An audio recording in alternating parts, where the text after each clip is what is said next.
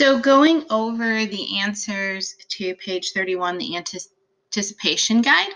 So number one, there is only one force acting on a book resting on a table. That is the force of gravity, also known as the weight of the book. That is not a true statement.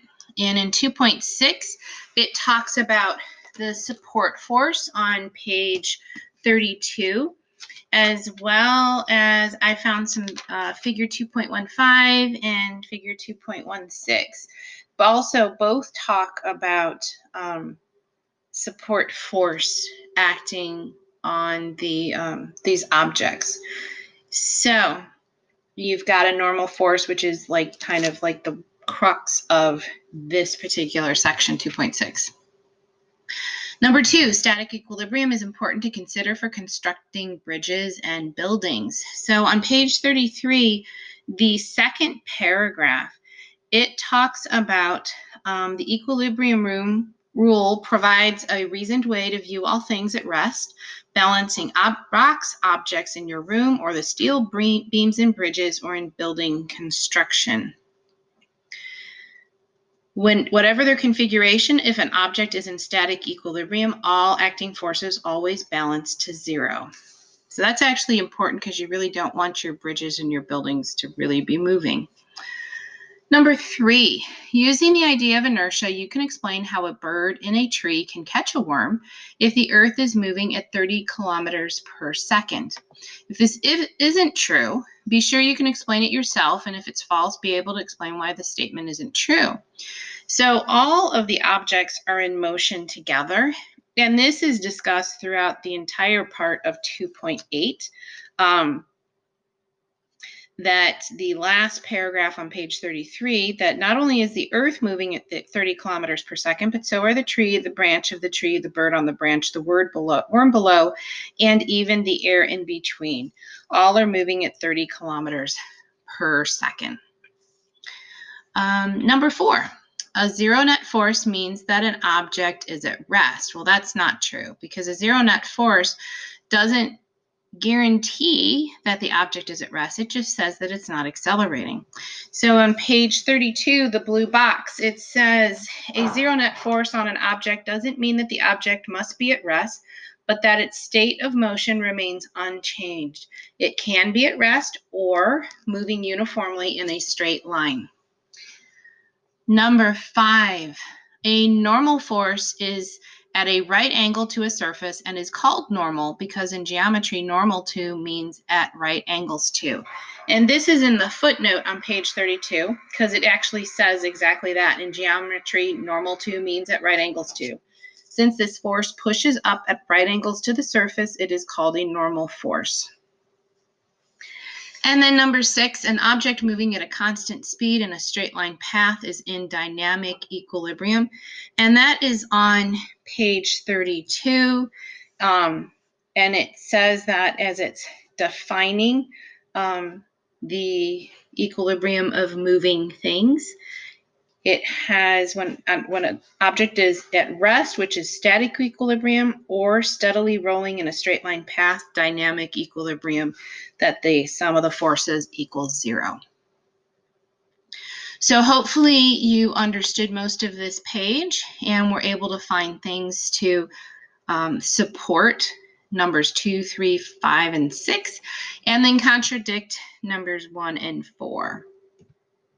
So textbook answers to the additional questions that I asked you to do, which was 15. What is the net force on an object that is pulled with forces of 80 newtons to the right and 80 newtons to the left? The net force is 0. Number 16, what is the net force on a bag pulled down by gravity with a force of 18 newtons and pulled upward by a rope with a force of 18 newtons? The net force is 0. Number 17, what does it mean to say something is in mechanical equilibrium? That means that all forces add to 0, add vectorially to 0. And in number 18, state the equilibrium rule for forces in symbolic notation. This S should be a sigma. I don't have it correct here. It should be sigma F equals 0. So the sum of the forces equals 0. Then number 21, A bowling ball at rest is in equilibrium. Is the ball in equilibrium when it moves at constant speed in a straight line path? Yes. The ball's moving at constant speed in a straight line path when it is in dynamic equilibrium. Number 22, what is the net force on an object in either static or dynamic equilibrium? It has 0 net force. And number 23, if you push on a crate with a force of 100 newtons and it slides at a constant velocity, how great is the friction acting on the crate? Well, it has to be equal to the pushing force so that the net force equals 0. So there I fixed number 18. The sigma is correct now. Sum of the forces equals 0. So what we're going to do right now is we're going to do a couple of pages in your packet together. We're going to work on page 32, which is about static equilibrium. And this is from a workbook that goes along with your textbook that I decided we only use a few pages out of here, so it was easier to photocopy this so you have it in your notes. So the first one, little Nellie Newton wishes to be a gymnast and hangs from a variety of positions as shown. Since she is not accelerating, the net force on her is 0. That is, the sum of the forces equals 0. This means that the upward pull of the rope equals the downward pull of gravity. She weighs 300 newtons, so it's asking you to show the scale reading for each case. So in this first one, since her downward force is 300 newtons and the net force is 0, this upward force is 300 newtons. In the second one, her entire force of her weight is being balanced off of these 2 different wires here. So each one, they're going to sum to 300, and since she looks like she's about in the center, we're going to say that each one is going to be 150 newtons. Then in the last picture, her entire weight is being supported by these 3 different wires, and it looks like it's pretty equal. So we're going to say her 300 newtons down is going to be 100 newtons in each of these wires. In the next one, the 300 newtons down, this is all the same wire, so the force along the entire wire is always going to be 300 newtons. It's not like in the other one up above where it's being split into 2 different wires or 3 different wires. This is all the same wire. So each of these locations have 300 newtons of force there.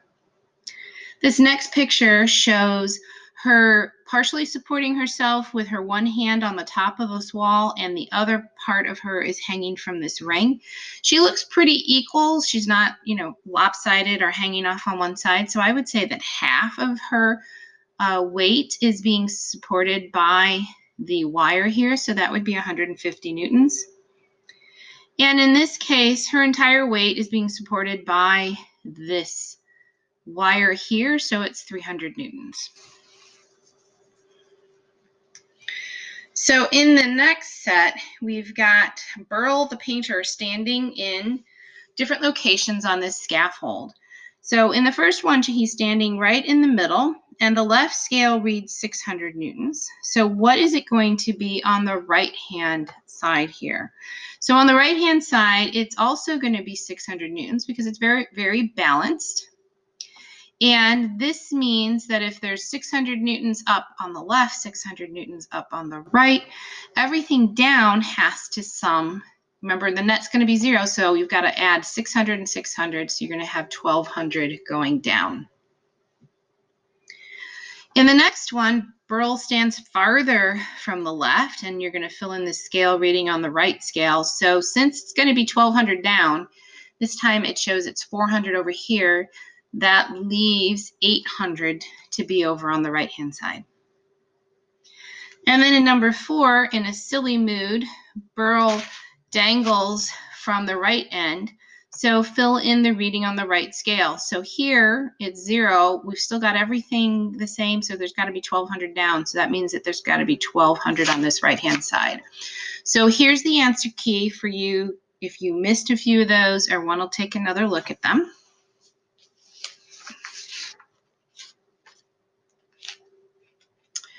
So then we're going to take a look at one more page. This is page 33 in your packet, and we've got very similar things here. So the first one, manual weighs 1,000 newtons and stands in the middle of a board that weighs 200 newtons. The ends of the board rest on bathroom scales, and we can assume that the weight of the board acts at its center. So fill in the correct weight reading on each scale. So in here, we've got 200 plus 1,000 down, so that means 1,200 total. Looks like he's right in the center, so the 1,200 divided by 2 would be 600. So you have 600 on the left and 600 on the right. This next one, when manual moves to the left, is shown. The scale closest to him reads 850. Fill in the weight for the far scale. So if the total down was 1,200, we've got 850 here. When we subtract those, we're going to end up with 350 on the right. Number 3, a 12-ton truck is 1/4 the way across a bridge that weighs 20 tons. A 13-ton force supports the right side of the bridge as shown. How much support force is on the left? So we've got 12 plus 20 going down, so that would be 32. We've got 13 on the right, so that means there's got to be 19 over here on the left. So that's 32 minus 13, which is 19. The last one here, a 1,000 Newton crate is resting on a surface.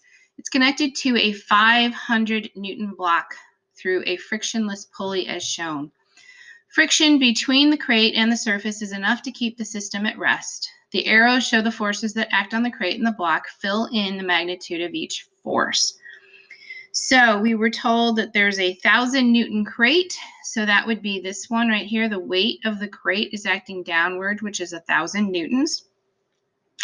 And since it is sitting at rest right now, we also know that the normal force here is 1,000 newtons. We don't know anything about this friction or tension on the crate, so let's go ahead and move down to the iron block. So the iron block is 500 newtons down. It tells us it's a 500 Newton block. That means the upward force here for tension is 500 newtons. And this wire goes right around a little pulley here, so it doesn't really matter that it goes around a corner. It's still going to be 500 newtons. And there's also going to be 500 newtons here in friction. So again, you're going to have 1,000 newtons for the weight of the crate, 1,000 newtons for the normal here, and all the rest of these are going to be 500. And then number 5, circle the correct answers. If the crate and block in the preceding question move at a constant speed, the tension in the rope, it's the same. If it's at constant speed, it's still the same. So then the sliding system would then be in, would it be static or dynamic? Well, if it's moving, it would then be in dynamic equilibrium. And here is the page with the answer key. So if you'd like to pause a little bit more and kind of go over those, I showed my work here. So you should be able to take a look at this and fill in anything that you might have missed. So some additional resources. If you are not very comfortable with these, I have some resources here. One is section 2.3, the personal essay, which is in your textbook. This talks about the author's experience working on scaffolding and painting, and he talks about 2 guys working on this. There's also some videos that go with the textbook that talk about the scaffolding, as well as some of these things with Nellie Newton hanging from the wires. They're really well done. They're very short. I think they're like 5 minutes. And so if you want to watch them, you are welcome to, but they're optional resources, not that you have to. Some additional questions in your textbook that I want you to answer, 28 to 30, 33B, 34, 70, 73, and 88. And when we come back, I'll go over those answers, and then we'll be wrapping up this chapter.